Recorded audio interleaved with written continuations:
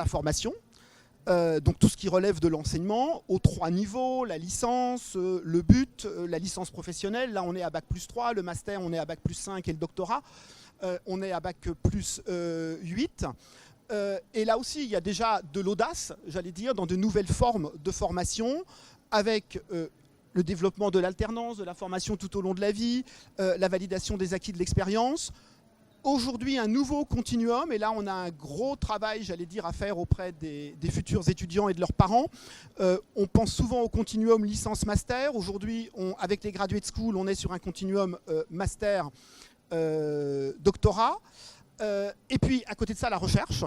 Deuxième mission traditionnelle, c'est le critère même d'une université, le critère définitoire d'une université. Une université, c'est un établissement d'enseignement supérieur qui dispense un enseignement entièrement basé sur sa recherche. Et il n'y a pas de lien, il n'y a pas de scission, il n'y a pas de coupure entre la recherche et la formation. Donc ça, c'est les 2 premières.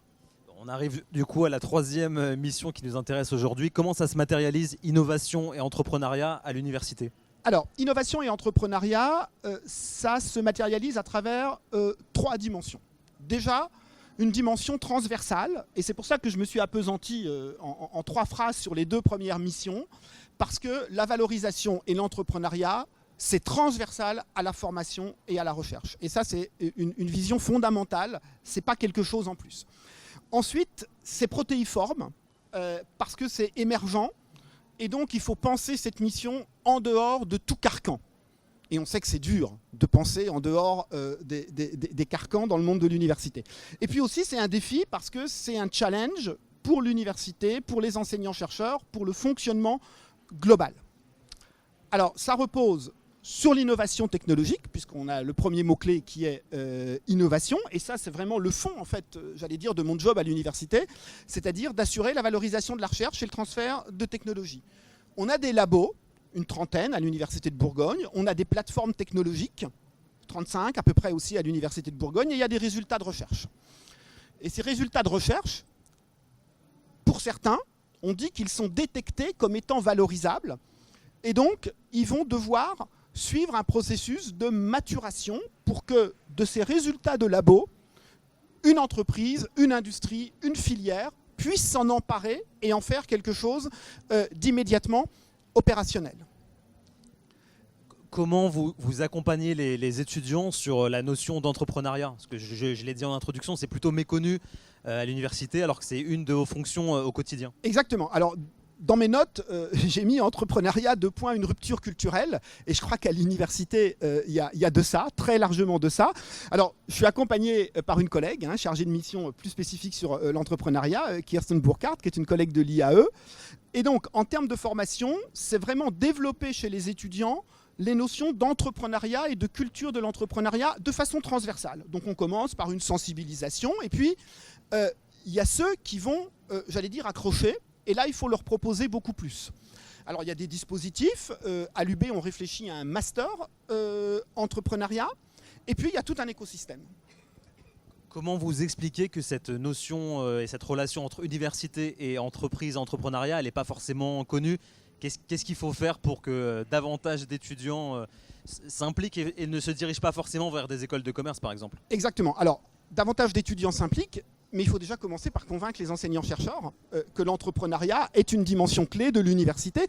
Et alors, comme le répète toujours mon président, le président Vincent Thomas, dire qu'on va mettre le focus sur l'entrepreneuriat, ça ne veut absolument pas dire qu'on abandonne le reste. Bien sûr que l'université continue de préparer au concours de la fonction publique, aux professions libérales, au salariat. Il n'y a absolument pas de débat là-dessus.